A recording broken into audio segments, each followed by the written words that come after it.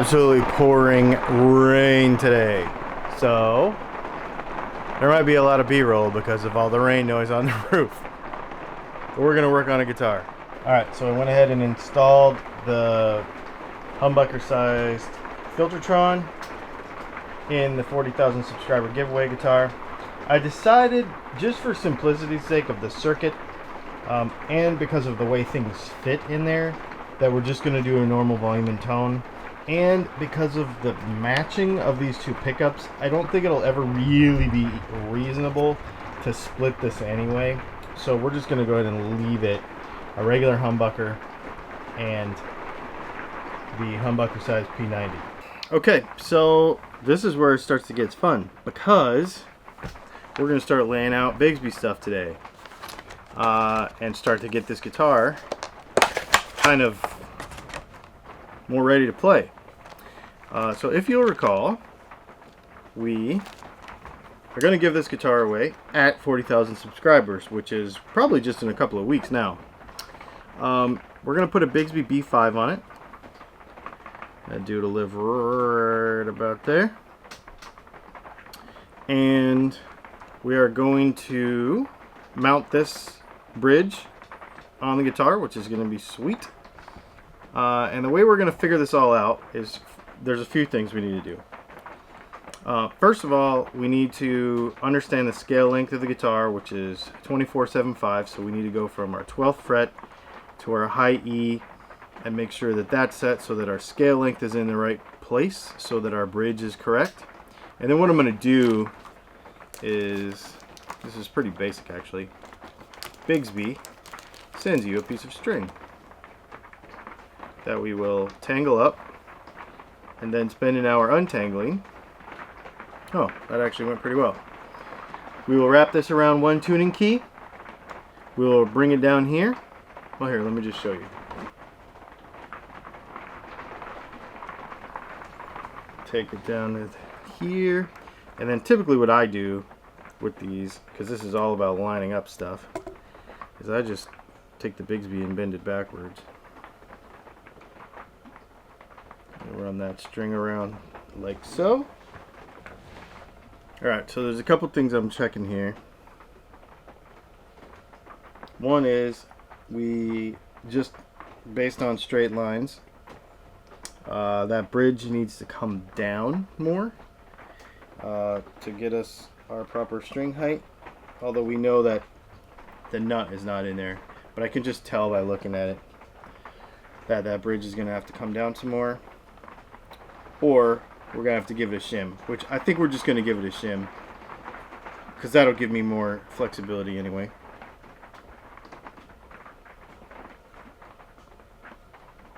But overall, this is going to work. So as you can see, our string height would be way too high right now. So we're going to go ahead and chuck a shim underneath here. Give us probably about 5 degrees or so. This is probably about 3 degrees, I think, right now. Gives about 5 degrees of neck angle. Tighten that up a little bit. And then if I still have to come down, then we'll just take more off the bottom of this bridge when it stops raining. But that gives you a basic idea of how you lay out a Bigsby. Basically, you're literally just taking string, tying it around the peg head, and then when we really do this, we'll put a nut in there. And this gives us our lineup and, you know, how it's going to line up with the guitar. And that is pretty much it. I just run the strings around. I flip the thing over and just hook them around because we're not worried about anything right now except for just lining up in a straight line. General layout, I'm just kind of looking it over right now. No fine tuning yet. Okay, so let's talk about the proper way to shim a guitar. We'll get into why and why not in a minute. That's a whole nother deal. We're just going to talk about how to do it. The easiest to me and most effective way to do it is you go to the kitchen and you get a box of cereal or Coke or whatever you have that has this kind of cereal box kind of material, and just cut some off. It's okay. Nobody will mind that the cereal doesn't close correctly from now on. What we're gonna do is we're gonna cut this up so that it's the width of the neck pocket, a little bit narrower actually. And then what I do is I make it to where, see where the holes are? You don't want them to come in front of the holes. You don't want the shim to come in front of the holes. So I typically give you about this much width, and I make 2 of them, like so. And you get about 1.5 degrees for every cereal box thickness. In a telly, I like to put 2 of these because it's pretty sweet. It works pretty awesome. Stick this in here like so, and we put our neck back down on it, and that's going to give us a much nicer neck angle for what we need.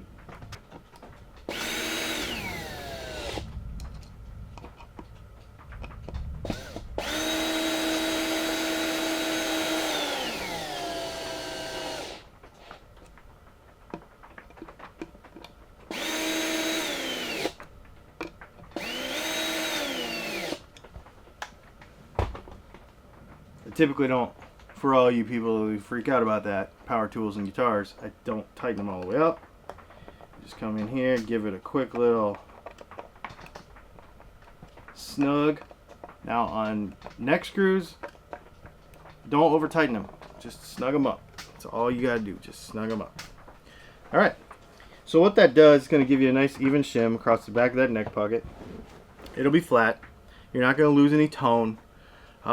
This is one of those things, again, I brought this up the other day, this whole concept of if I didn't tell you it was in there, it wouldn't affect the tone. Then once I tell you it's in there, then all of a sudden you're like, oh, I don't know, there's not as much sustain.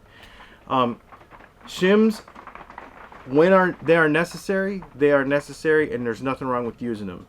Fender has put them in guitars since the beginning of electric guitar time. When we do this, it's because we're trying to improve the playability of the guitar, which is all that matters. I don't care about sustain or tone if the playability of the guitar is wrong. You'll never have it.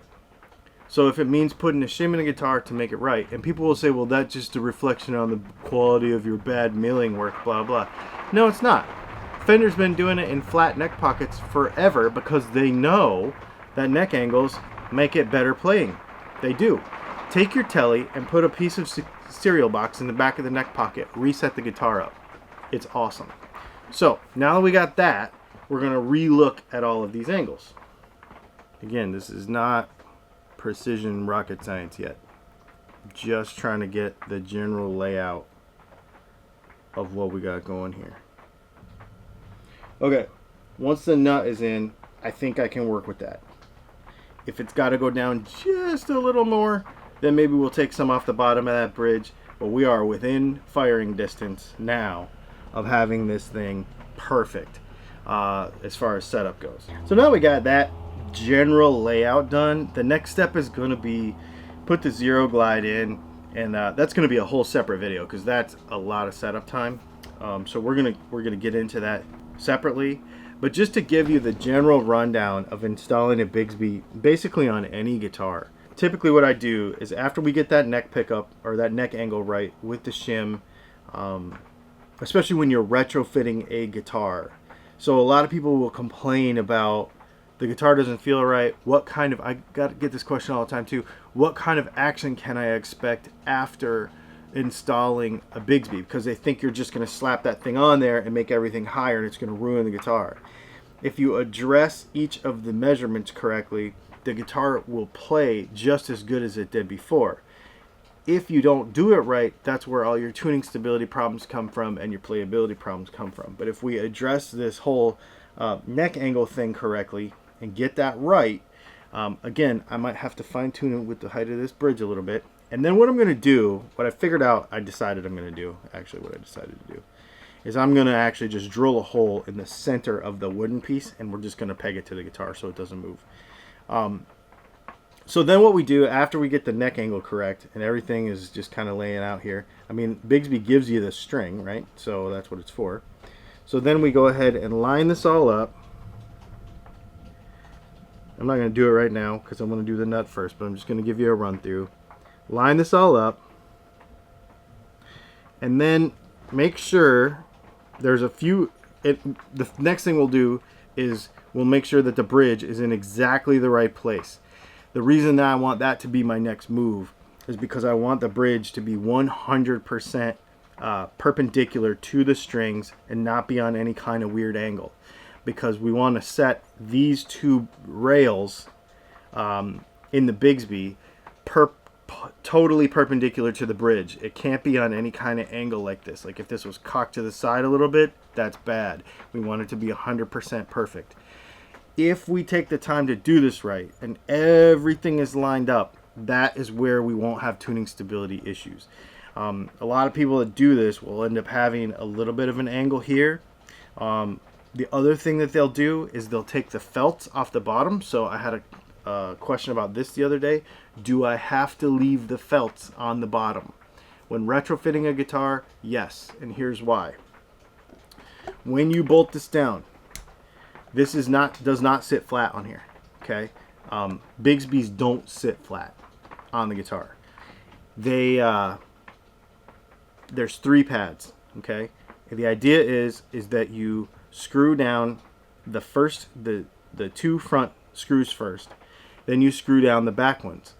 If you take the felts off and the guitar is not 100% flat, you can put the Bigsby in a bind and it will cause it to not return to pitch. It will actually, because these 2 rods will not be parallel because you've put a twist in it, then the Bigsby won't return to pitch.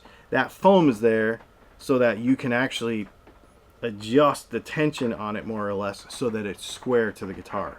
Don't take those felts off. The next thing is air conditioning. People think that you're going to lose sustain because those foams are under there and now it's not like tight down to the body and wood contact and all that. No, you won't. Everything will be fine and your Bigsby won't be twisted and your guitar will be in tune, which is more important than anything else. That is the most important thing. It's on there for a reason. Leave it on there. Alright, I guess that's it for this. This next process, the next video on this guitar is going to be pretty involved because we're going to put this nut in. And then once we put the Zero Glide nut in, then we're going to set the bridge up, then we're going to set the Bigsby up, then we're going to put strings on it, then we're going to play it. I don't know how many videos it's going to take to do that, but it's going to be a couple. So that's it. Make sure that you go to DylanContest.com because you could win this guitar with all this stuff. It's going to be awesome. You can check out our pickups on Dylan Talks Tone, and don't forget to go to patreon.com/DylanTalksTone and check out the class. So we may talk about this nut in our nut class on Sunday night, but I do know for sure that we are going to put a tusk nut in a Strat style neck, and we're going to do it live, and we're going to go through all the steps. And if you have a guitar neck or nut that needs work, bring it to the class. Patreon.com/DylanTalksTone, enroll. Bring that guitar to the class. You'll be on camera. We'll be able to ask questions, talk back and forth. It's going to be awesome. The last time we did this about neck relief, it was so cool. Also, when you join that class, you get 2 cool things. 1, you get a backlog to the previous ones, and 2, May is a 5 Sunday month, so we're going to do it twice, and you get it for free.